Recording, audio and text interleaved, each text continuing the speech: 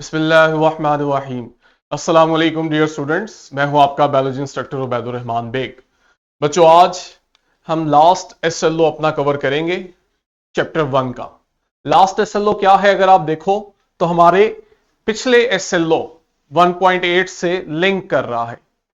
SLO हमें कह रहा है कि तीन टर्मिनोलॉजीज हैं, हाइपोथेसिस, थ्योरी और लॉ। इन्हें इवैल्यूएट करें। इवैल्यूएट मतलब इन्हें इस तरह से डिस्क्राइब करें कि बच्चे को इन तीनों का फर्क वाजिया हो जाए, बेसिक कंसेप्ट में फर्क क्या है। ठीक है, लेकिन एक कंडीशन लगा दी है उसने एंड पे, in the context of natural sciences. यानी जब मैं आपको हाइपोथेसिस, थ्योरी और लॉ पढ़ाऊं तो मैं नेचुरल साइंसेस के रेफरेंस से पढ़ा रहा हूं, सिर्फ एज ए बायोलॉजिस्ट नहीं। ठीक है, तो हम क्या करेंगे, कुछ एग्जाम्पल्स को आउट करेंगे जो बायो से बाहर से भी हो। बाकी बेसिक कंसेप्ट सेम ही है। नॉलेज जो बनाया है, टॉपिक जो बनाया है इस एसएलओ से, वो है hypothesis, theory and law in natural sciences. ये जो तीन अल्फाज है ना, इनकी साइंस में बहुत अहमियत है। साइंटिस्ट जो है ना, इनका बेसिक मकसद है अपनी सराउंडिंग में जो कुछ हो रहा है उसे अंडरस्टैंड करना, उसकी सेंस बनाना, क्या हो रहा है, कैसे हो रहा है। ठीक है, जब वो अपनी सराउंडिंग में चीजों की सेंस बनाते हैं ना साइंटिस्ट, तो इन तीन लफ्जों से वो सेंस को कंप्लीट करते हैं। जब कुछ देखा, नई चीज थी, पहले से मालूम नहीं था, तो ऑब्जर्वेशन की बेस पे हाइपोथेसिस बना लिया। हाइपोथेसिस बना लिया तो मजीद उसको स्टडी करते करते एक्सपेरिमेंट्स किए उसके ऊपर। ये देखें कि हमने जो हाइपोथेसिस बनाया है, जो हमारी समझ है टॉपिक की, वो सही है या नहीं है। और एक्सपेरिमेंट करते करते वो मजीद डिटेल मालूम करते हैं उसकी, और नए हाइपोथेसिस बनते हैं, जो नई इंफॉर्मेशन आती है। और जो हाइपोथेसिस आपस में मिल रहे होते हैं, उन्हें मिला के वो उस फिनोमिना को और एक्सप्लेन करते हैं। जब आपको किसी भी फिनोमिना की बहुत ज्यादा डिटेल इंफॉर्मेशन मिल जाती है और वो इंफॉर्मेशन एक्सपेरिमेंटली प्रूव्ड होती है, हम उसे थ्योरी का नाम देते हैं कि थ्योरी किसी भी फिनोमिना को सबूत के साथ एलैबोरेट कर रही है। हाइपोथेसिस जो था, वहां पे अभी आपके पास प्रूफ नहीं था, अभी आपने एक्सपेरिमेंट्स नहीं किए थे। और अगर आप किसी फिनोमिना को एक्सप्लेन करते करते इस लेवल पे आ जाओ कि आपको पता लगे कि जो फिनोमिना है ये हमेशा ऐसा ही रहेगा, ये बदलेगा नहीं, तो आप उसे लॉ बोलते हो। ठीक है, तो लॉ जो है वो आपके पास एक अटल हकीकत है जो बदलेगी नहीं। लॉ को समझने के लिए आपको थ्योरी से मदद लेनी पड़ती है, थ्योरी आपको वजाहत देती है, लेकिन थ्योरी बनाने के लिए आपको पहले हाइपोथेसिस बनाना पड़ता है। तो ये हमारे पास 3 की वर्ड्स हैं जिसकी मदद से साइंटिफिक कम्युनिटी किसी फिनोमिना को अंडरस्टैंड करती है और एक दूसरे के साथ कम्युनिकेट करती है, अपनी बात समझाती है। तो इसलिए हम कहते हैं कि ये तीन लफ्ज जो हैं ये की पार्ट्स हैं साइंटिफिक मेथड का। ठीक है, वन बाय वन स्टडी करते हैं। हाइपोथेसिस से हम वाकिफ हैं। हाइपोथेसिस क्या है? Beginning point of scientific inquiry. हमने 6 स्टेप्स पढ़े थे, उससे कंफ्यूज नहीं होना। साइंटिफिक मेथड हमने 6 स्टेप्स में पढ़ा। हम पहले मसले को आइडेंटिफाई करते हैं, रिकॉग्नाइज करते हैं, फिर उसके बाद हम ऑब्जर्वेशन करते हैं, फिर हाइपोथेसिस बनाते हैं। लेकिन जब आप हाइपोथेसिस, थ्योरी और लॉ को पढ़ रहे हो ना, तो आपके पास फर्स्ट बिगिनिंग पॉइंट आ रहा है हाइपोथेसिस का। क्यों? क्योंकि ये आपके पास फर्स्ट एक्सप्लेनेशन है किसी भी टॉपिक की। जो रिकॉग्निशन और ऑब्जर्वेशन है वो हाइपोथेसिस के लिए ही तो करते हैं, ताकि हम अपनी ऑब्जर्वेशन से हाइपोथेसिस बना सकें। तो हाइपोथेसिस असल चीज है, ये बिगिनिंग पॉइंट है। इससे पहले के जो 2 स्टेप्स थे वो इसी मकसद के लिए किए थे कि हम हाइपोथेसिस बना सकें। क्या है hypothesis? A tentative explanation or idea that scientist can test. Tentative का वर्ड आया है, अगर याद करो तो पिछले नॉलेज में हमने कहा था कि ये लॉजिकल एंड टेस्टेबल स्टेटमेंट होती है। ये लॉजिकल एंड टेस्टेबल स्टेटमेंट होती है, यानी जब आप हाइपोथेसिस बनाते हो तो आप रैंडमली नहीं बना रहे होते, आप उसकी भी लॉजिक प्रोवाइड करते हो। और फिर आप कहते हो कि हम इस स्टेटमेंट को एक्सपेरिमेंट के थ्रू टेस्ट कर सकते हैं। इसी बात को यहां भी कहा गया है कि ये आपके पास टेंटेटिव एक्सप्लेनेशन है। टेंटेटिव एक्सप्लेनेशन से मतलब है कि ये भी एक्सपेरिमेंटली प्रूव नहीं हुई। हो सकता है कि ये बात ठीक हो सकता है कि ये बात गलत हो। अभी हम एक्सपेरिमेंट में इसको प्रूव करेंगे। तो ये बिल्कुल इनिशियल स्टेज है। जो आपको समझ आ रही है आप उससे एक हाइपोथेसिस बना रहे हो जिसे हम बाद में टेस्ट करेंगे। की पॉइंट्स क्या है कि आपके पास हाइपोथेसिस स्टार्ट होता है इनिशियल ऑब्जर्वेशन से। जब आप फिनोमेना को देखते हो और आपको उसकी समझ नहीं आती तो आपके जहन में सवालात जन्म लेते हैं, आप सवाल पूछते हो। तो आपकी जो इनिशियल ऑब्जर्वेशन होती है वो आपको हाइपोथेसिस की तरफ लेकर जाती है, ठीक है। और आप इसमें एक ऐसी स्टेटमेंट बनाते हो जिसे एक्सपेरिमेंट से चेक कर सको, ठीक है, ताकि इस टेस्ट से हमें पता लगे कि हमारी जो एक्सप्लेनेशन है हाइपोथेसिस की वो सही है या गलत है। अगर तो एविडेंस, जब आपने एक्सपेरिमेंट किया और आपके पास एविडेंस आ गया कि हमारा हाइपोथेसिस ठीक था, तो आपके पास थ्योरी बनती है, ठीक है। थ्योरी जो है वो हाइपोथेसिस जब सही साबित होता है और वो किसी भी फिनोमेना को पहले से ज्यादा बेहतर एक्सप्लेन करता है तो अब वो एक बड़ा आइडिया बन गया, ठीक है। जो बड़ा आइडिया बना है ये एक्सपेरिमेंट्स के प्रूव होने के बाद बना है। इससे पहले ये हाइपोथेसिस था। एक्सपेरिमेंट से हमें इससे रिलेटेड मजीद मालूमात मिली हैं। तो ये जो बिगर आइडिया है ये हमारी अब थ्योरी है। थ्योरी क्या है? It is well substantiated explanation. Substantiated मतलब आपके पास प्रूफ है, आप इसे सही साबित कर सकते हो। हमने हाइपोथेसिस की तरह फर्ज नहीं किया कि हमें यह समझ ला रही है या हमें ऐसा लग रहा है। हमारे पास एक्सपेरिमेंटल प्रूफ है कि जो बात हम थ्योरी में कर रहे हैं यह सही है, ठीक है। क्या है? It is a detailed explanation of some aspect of nature, यानी कुदरत में कुछ ऐसा फिनोमेना हो रहा है जिससे मुताल्लिक थ्योरी आपको डिटेल एक्सप्लेनेशन देती है कि यह फिनोमेना कैसे हो रहा है, इसका ओरिजिन क्या है, इसके इफेक्ट्स क्या आएंगे। ये वो तमाम इंफॉर्मेशन है जो हमें थ्योरी प्रोवाइड करती है। हाइपोथेसिस से कैसे डिफरेंट है?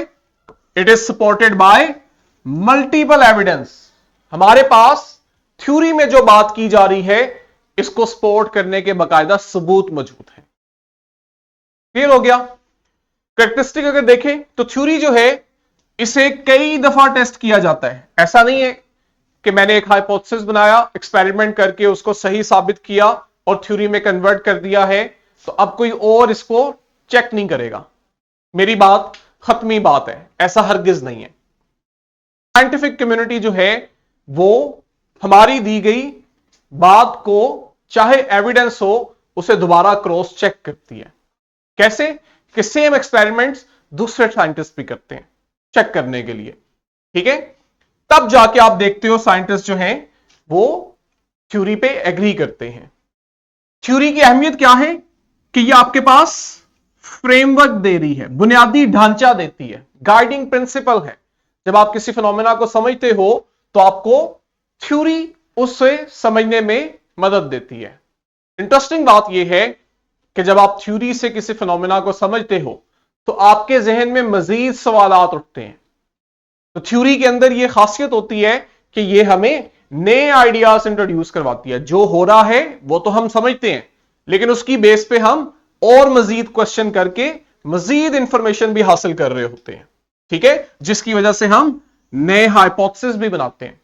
अगर ये नए हाइपोथेसिस भी प्रूव हो जाए तो ये थ्योरी को मजीद सपोर्ट करते हैं। थ्योरी इससे मजीद स्ट्रेंथन होती है कि ये एक अच्छी थ्योरी है जो फिनोमेना को सही साबित कर रही है, सही एक्सप्लेन कर रही है। इससे आपको जो नई इंफॉर्मेशन मिलती है आप नए हाइपोथेसिस बनाते हो और वो नए हाइपोथेसिस थ्योरी को मजीद स्ट्रेंथन करते हैं, ठीक है। It is based on noun facts and accurate prediction. Theory में आपके पास जो फैक्ट्स हैं, जो स्टैट्स हैं, जो इंफॉर्मेशन है वो फैक्चुअल होती है। हम एक्सपेरिमेंटली उसे प्रूफ करके दे रहे होते हैं और उसी की बेस पे फिर हम फ्यूचर में प्रेडिक्शंस भी बनाते हैं। यानी हम मजीद इंफॉर्मेशन प्रोवाइड करते हैं कि अब जो हो रहा है इसकी वजह से आने वाले वक्त में ऐसा भी हो सकता है, और फिर हम वेट करते हैं उस टाइम का ताकि हम अपनी थ्योरी से जो प्रेडिक्शंस बनाई गई थी उन्हें हम सही साबित कर सकें।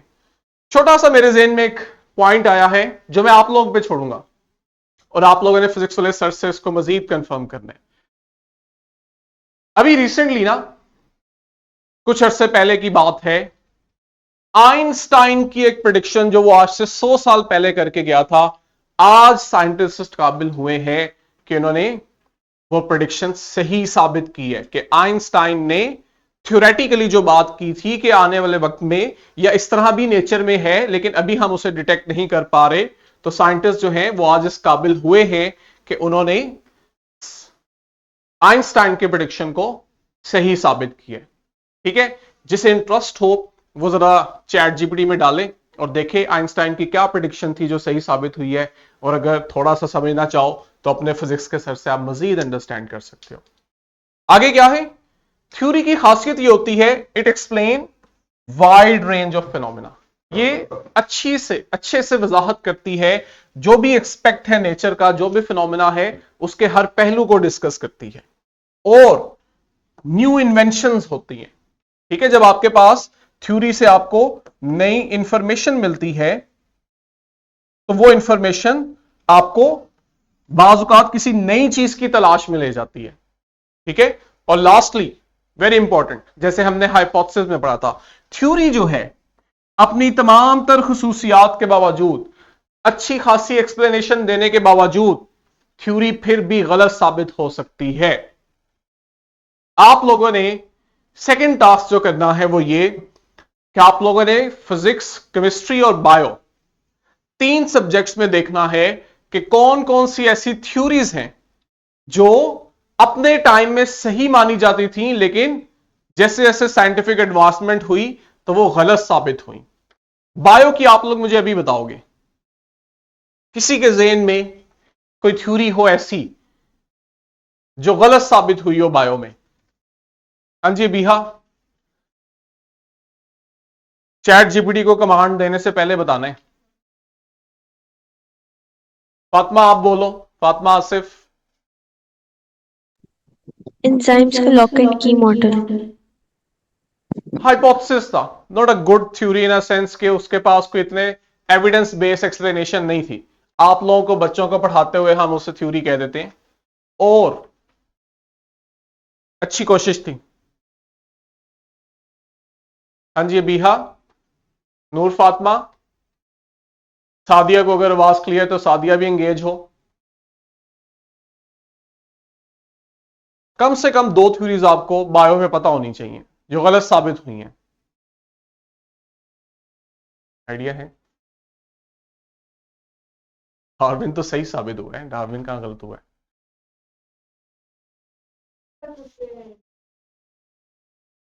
गलत नहीं हुआ अभी भी। चलो जी, ये मैंने आपसे कल पूछना है, इसको बकायदा आप लोगों ने सिर्फ नाम एटलीस्ट याद किए हो। अभी हाँ, ये बायो की नहीं है, गुड, लेकिन फिजिक्स की है, गुड, मुझे बायो की चाहिए। ये देखे जी, ये गलत वाली नहीं है, ये जनरल एग्जांपल दे रहा हूं। ठीक है, ये गलत साबित नहीं हुई। इनमें से चलो मैं बता देता हूं, बायो वाली जो है एक मैं ही बता देता हूं कि ये गलत साबित हुई है, फिजिक्स वाली ओके है। हमने चूंकि एसएलओ में डिमांड थी नेचुरल साइंसेस के कंटेक्स्ट में हाइपोथेसिस, थ्योरी और लॉ की बात करनी है। ठीक है, तो इसलिए मैं बायो से बाहर भी एग्जांपल ले रहा हूं। हमारे पास एक अच्छी थ्योरी जो फिजिक्स में आएगी वो है आइंस्टाइन की दी हुई थ्योरी ऑफ जनरल रिलेटिविटी। ठीक है, और अगर हम अपनी बायो में बात कर लें तो हमारे पास लेमार्क की दी हुई थ्योरी है, theory of inheritance of acquired characteristics. क्या है, क्यों गलत साबित हुई, इसके लिए बच्चों आप लोगों को 2 साल इंतजार करना है बस। फर्स्ट ईयर में आओगे तो पूरा चैप्टर है, वहां पढ़ेंगे। लास्ट पे हमारे पास लॉ है। लॉ जो है ये आपके पास एक अटल हकीकत है, यूनिवर्सल ट्रुथ है जो किसी सूरत नहीं बदल सकता। जब एक फिनोमेना इतनी अहमियत इख्तियार कर जाए तो आप उसको लॉ कहते हो। एक बड़ा इंपॉर्टेंट कंसेप्ट है जो मैं आपको यहां क्लियर करवाऊंगा। लॉ क्या है? एक आपके पास यूनिवर्सल स्टेटमेंट है जो हमें बताएगी चीजें हमेशा से कैसे हो रही हैं। वर्ड मैंने यूज किया how things always happen in nature, ठीक है, मैंने वाई नहीं यूज किया।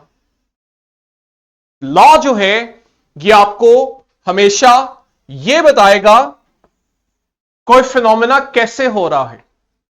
ये कभी भी आपको नहीं बताएगा कि ऐसा क्यों हो रहा है। ये काम साइंस का नहीं है। साइंस इस बहस में नहीं पड़ती कि ऐसा ही क्यों हो रहा है। ये काम जो मजहब और फिलॉसफी है उस पर छोड़ दिया जाता है। साइंस आपको सिर्फ बताएगी कि जो हो रहा है ये कैसे हो रहा है और हमेशा ऐसे क्यों होता है। अगर तो ये हो जाए ना कि हमेशा ऐसे क्यों होता है तो इसका मतलब है आप लॉ पढ़ रहे हो, ठीक है। तो लॉ जो है अक्सर आप देखोगे इवन बायो में भी जब आप लॉ को डिस्क्राइब करते हो तो आपको उसके लिए मैथमेटिकल एक्सप्रेशन का सहारा लेना पड़ता है। आप सिर्फ थ्योरेटिकली लॉ को एक्सप्लेन नहीं करते हो, हमें मैथमेटिकल एक्सप्रेशन की जरूरत पड़ती है। कोई बता सकता है कि हमें इवन बायो के अंदर भी लॉ लिखते वक्त मैथमेटिकल एक्सप्रेशन की जरूरत क्यों पड़ती है जी? अगर आप उसके बगैर ही लिख दो, थ्योरेटिकली लिख दो तो क्या हर्ज है? क्यों हम मैथ को बीच में ऐड कर रहे हैं? Any idea?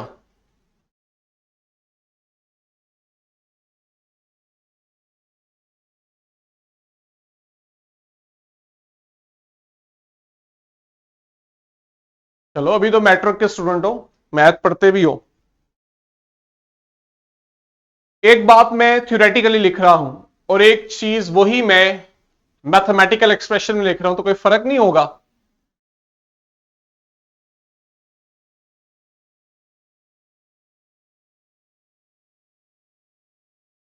हाँ जी फातिमा।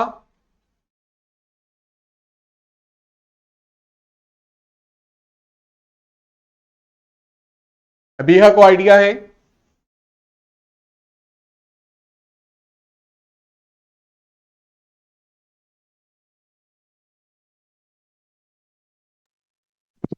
सर किसी कॉम्प्लेक्स चीज को इजी करके लिखने के लिए। गुड। और इतना भी काफी है। और अगर पॉइंट हो? फातिमा ने बड़ा अच्छा पॉइंट रेस किया कि आपको मैथ का यह फायदा है कि आप किसी भी कंप्लेक्स और डिटेल इंफॉर्मेशन को बहुत ही कंसाइज और सिंपल वे में एक मैथमेटिकल एक्सप्रेशन से समझा देते हो, और ऐसा ही है। ठीक। दूसरी बड़ी अहमियत, हम अक्सर देखते हैं कि जो फिनोमेना हम स्टडी कर रहे हैं इनमें रिलेशन होता है।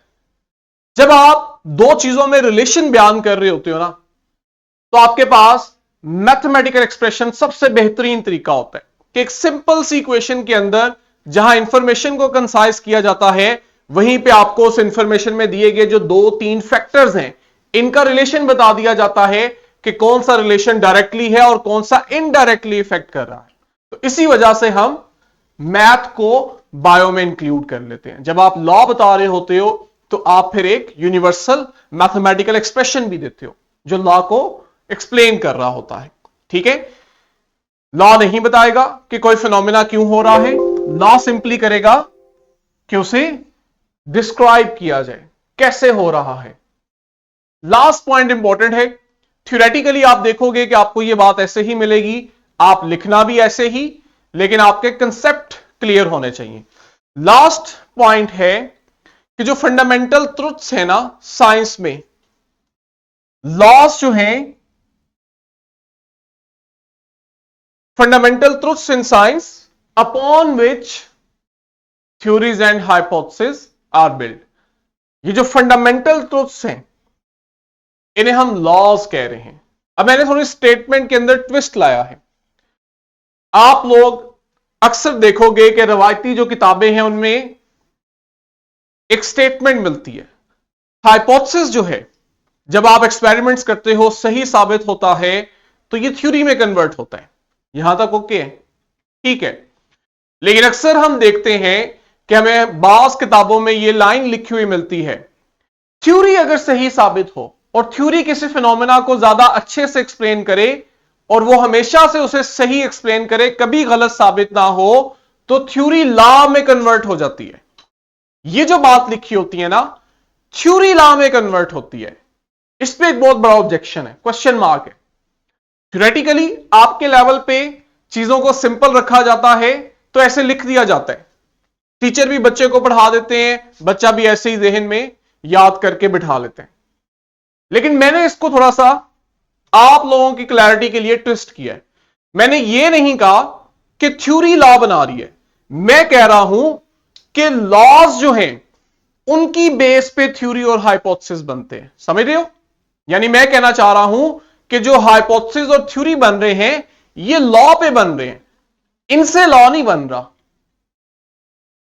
बात समझ आई?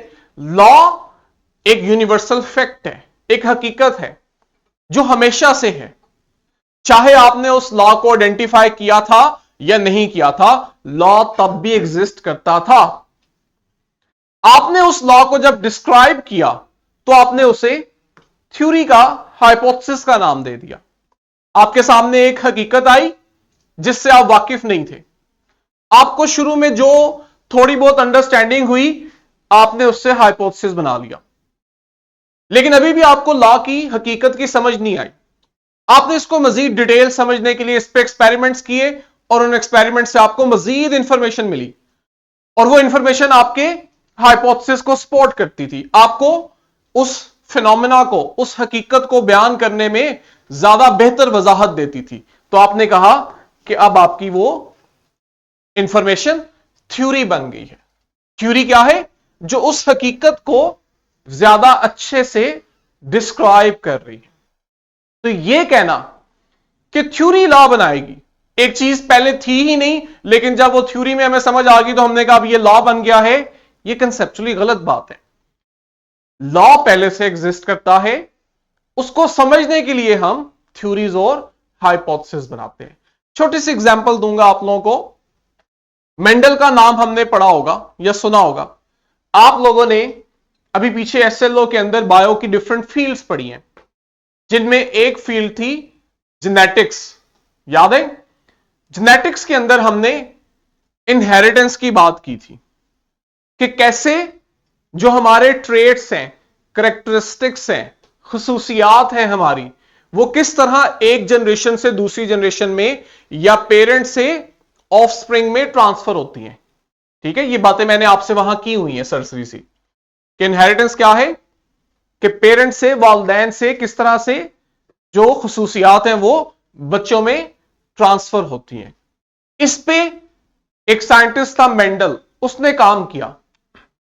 अब मेंडल ने इनहेरिटेंस पे तब काम किया था जब मेंडल को खुद क्रोमोसोम, डीएनए और जीन्स का नहीं पता था। उस वक्त लोग जानते ही नहीं थे कि डीएनए का काम क्या है, इसकी सेल में अहमियत क्या है, क्रोमोसोम्स क्या होते हैं, जीन क्या होता है। मेंडल को कुछ नहीं पता था, उसे बेसिक ही नहीं आती थी जेनेटिक्स की। लेकिन आप फिर भी देखो कि उसने इनहेरिटेंस पे काम किया और उसने उस हकीकत को बयान किया कि क्या फिनोमेना है जिसकी बेस पे वालिदैन से खुसूसियात बच्चों में ट्रांसफर होती हैं। अब मेंडल ये काम आज से तकरीबन 250 साल पहले करके गए। ठीक है, 250 साल पहले उसने लोगों को बताने की कोशिश की कि किस तरह से ये खुसूसियात एक जनरेशन से दूसरी जनरेशन में ट्रांसफर हो रही हैं। ठीक है, तो हमने कहा कि ये मेंडल्स के लॉज हैं, इनहेरिटेंस के लॉज हैं जो मेंडल हमें देकर गए। लेकिन अब क्या 250 साल पहले जब मेंडल ने इन चीजों को एक्सप्लेन किया था, तो इससे पहले ये कुछ एग्जिस्ट नहीं करता था? क्या मेंडल के काम से पहले एक जनरेशन से दूसरी जनरेशन में वालिदैन से बच्चों में कैरेक्टरिस्टिक ट्रांसफर नहीं होते थे? ये काम तो सदियों से होता आ रहा है। किसी और को भी वॉइस का इश्यू आ रहा है या सिर्फ नूर को आ रहे हैं? अबीहा, फातिमा, अनीक, वॉइस क्लियर है? कोई इश्यू नहीं है। नूर, माइट बी आपके एंड पे इश्यू आ रहा है नेट का। वॉइस क्लियर है जी। तो मेरा पॉइंट क्या है कि ये जो एक नस्ल से दूसरी नस्ल में खसूसियात ट्रांसफर होती हैं, ये काम तो सदियों से हो रहा है, लेकिन मेंडल हमें ये चीज आज से पौने 200 साल पहले बयान कर रहे हैं। इसका मतलब हरगिज ये नहीं है कि मेंडल के बयान करने से पहले ये चीज एग्जिस्ट ही नहीं करती थी। ये जो हकीकत है, ये तो कुदरत में अपनी जगह मौजूद थी, चाहे हम इसको जानते थे या नहीं जानते थे कि ये कैसे होता है।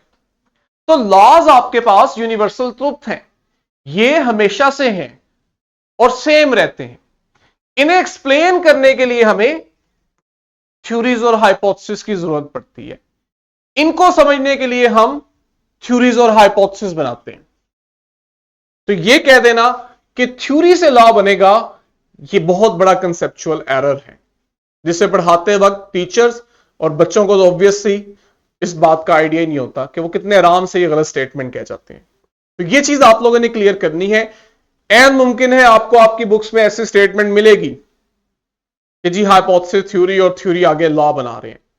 अनफॉर्चुनेटली चूंकि बुक्स का हिस्सा है, एग्जामिनर उसको सही मानता है, अगर आप लिख के आओगे तो आपको नंबर मिल जाएंगे, कटेंगे नहीं। लेकिन आप ये स्टेटमेंट भी लिख सकते हो कि लॉज असल में फंडामेंटल तो उससे जिन पे थ्योरीज और हाइपोथेसिस बनते हैं। ये ज्यादा अच्छी एक्सप्लेनेशन है। कोई क्वेश्चन यहां तक? लास्ट पे एग्जांपल्स ऐड की गई हैं। अगर आप बायो से बाहर देखोगे तो आपके पास फिजिक्स में न्यूटन्स के लॉज ऑफ मोशन आते हैं। आई होप कि आप इनसे वाकिफ हो। और ये देखो बायो के अंदर हमारे पास मेंडल के दिए हुए लॉ ऑफ इनहेरिटेंस आते हैं। ये हमारे पास लॉ की एग्जाम्पल है। अब इंटरेस्टिंग बात यह है, अगर आप फिजिक्स और केमिस्ट्री को देखोगे ना, स्पेशली फिजिक्स को, तो ये एक ऐसा सब्जेक्ट है जो लॉस से भरा हुआ है। आपको इसमें बहुत से लॉज मिलेंगे कि कुदरत में जो फिनोमेना हो रहे हैं वो लॉज की शक्ल में हो रहे हैं, और फिजिक्स उन्हें एक्सप्लेन करती है। केमिस्ट्री में भी हमें मिलते हैं। लेकिन इंटरेस्टिंग बात यह है कि बायो जैसा सब्जेक्ट, जिसे कहने में कह दिया जाता है कि जी ये बाकी सब्जेक्ट से इजी टू अंडरस्टैंड है, लेकिन आप इसकी कंप्लेक्सिटी का अंदाजा इससे लगाओ कि इन तमाम साइंस सब्जेक्ट में सबसे कम लॉज आपको बच्चों बायो में मिलेंगे। बायो में बहुत कम लॉज डिस्कवर हुए हैं। ठीक है, अभी इतनी कंप्लेक्सिटी है लिविंग ऑर्गेनिजम्स में कि हम साइंटिफिकली इतनी डिटेल्स में लिविंग ऑर्गेनिजम्स को पढ़ ही नहीं सके हैं कि हम उनसे रिलेटेड लॉज दे सकें, लॉज एक्सप्लेन कर सकें। तो हमारे पास बायो में बहुत कम लॉज हैं, जिनमें से एक बड़ा फेमस या दो लॉज हैं, लेकिन मेंडल ने किया हुआ है तो हम कंबाइन इन्हें कह देते हैं Mendel's laws of inheritance. Summary है आगे जो सारा पढ़ा है, इसको अगर हम समराइज करें तो आपके पास जो हाइपोथेसिस है ये आपकी साइंटिफिक अंडरस्टैंडिंग की तरफ पहला कदम है। जब आप हाइपोथेसिस को समझते हो तो आप थ्योरी बनाते हो, और थ्योरी को आगे आप यूज करते हो लॉ को एक्सप्लेन करने के लिए। ठीक है, अगर आपके पास हाइपोथेसिस को टेस्ट किया जाए और वो सही साबित हो जाए तो हम कहते हैं ये थ्योरी बन चुका है। ठीक है, मैंने पीछे भी इस बात पे जोर दिया था, मैं यहां दोबारा दूंगा। एक चीज क्लियर रखनी है, थ्योरी जो है ये आपको नए हाइपोथेसिस बना के देती है। जब आप किसी फिनोमेना को थ्योरी में समझते हो तो आपके पास नई नई इंफॉर्मेशन आती हैं। वो जो नई इंफॉर्मेशन होती हैं वो आपके नए हाइपोथेसिस होते हैं। अभी आपने उन्हें एक्सपेरिमेंटली प्रूव नहीं किया होता, तो आप मजीद उन नए हाइपोथेसिस को टेस्ट करते हो। अगर तो थ्योरी अच्छी होना तो उसके जो नए हाइपोथेसिस होते हैं वो भी सही होते हैं, तो वो भी एक तरह से थ्योरी के अंदर इंक्रीज करते हैं, थ्योरी को स्ट्रेंथन करते हैं। ठीक है, और आगे आपके पास अगर थ्योरी नेचर में एक हकीकत डिस्क्राइब करे, एक ऐसे फैक्ट को डिस्क्राइब करे जो हमेशा सही होगा, कभी गलत नहीं होगा, तो आप उसे लॉ का नाम देते हो। ठीक है, इन तीनों चीजों को मिला के हम अपने अराउंड जो दुनिया है उसे अंडरस्टैंड करते हैं। ये तीन टॉपिक्स हैं साइंस में जो हमें नेचुरल वर्ल्ड को अंडरस्टैंड करने में हेल्प आउट करते हैं। लास्ट पे मैंने फ्लो चार्ट बनाया, इसको जरा जूम करें। फ्लो चार्ट को अगर आप देखो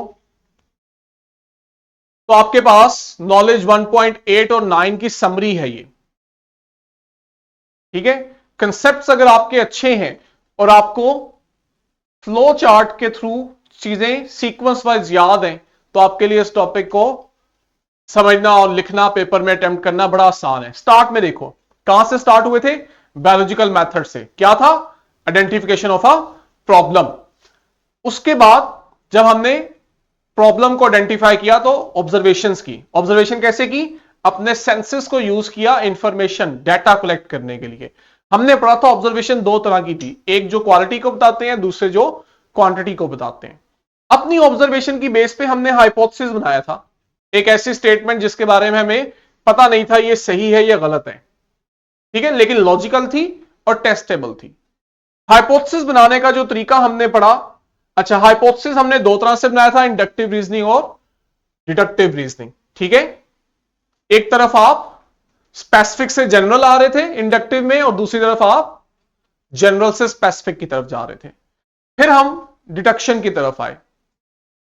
डिडक्शन में हमने हाइपोथेसिस बनाने के लिए एक लॉजिकल प्रेडिक्शन दी, जो हमारे हाइपोथेसिस को सही या गलत साबित करने के लिए बड़ी जरूरी है, और उसको फिर हम एक्सपेरिमेंट में प्रूव करते हैं। एक्सपेरिमेंट्स में हमने दो ग्रुप्स लिए थे, कंट्रोल ग्रुप और एक्सपेरिमेंटल ग्रुप। एक्सपेरिमेंटल ग्रुप वो था जहां पे हम एक्सपेरिमेंट या ट्रीटमेंट अप्लाई कर रहे थे। एक्सपेरिमेंट से जो रिजल्ट आया ना, अब दो चांसेस थे, या तो वो हमारे हाइपोथेसिस को सही साबित करेगा या गलत।